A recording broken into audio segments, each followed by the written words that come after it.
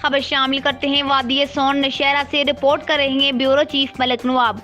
मजदूर के एहसान कमेटी वादी सोन का महाना इजलास मलिक जाहिद फारूक अवान की जेर सदारत मुनक्किद हुआ, जिसमें मरकजी अहदेदारान ने शिरकत की। तलावत कलाम पाक के बाद जनरल सेक्रेटरी मलिक नजीर अवान ने मजदूरों के आलमी दिन के हवाले से 1886 के शहीदों को खराज तहसीन पेश करते हुए कहा कि 100 साल गुजरने के बावजूद शिकागो के शहीदों की कुर्बानी के समरात को नजरअंदाज नहीं किया जा सकता। ये दिन मनाने का मकसूद मजदूर मेहनत कशियों के मसाइल को उजागर करना और उनके हल के लिए आवाज बुलंद करना है।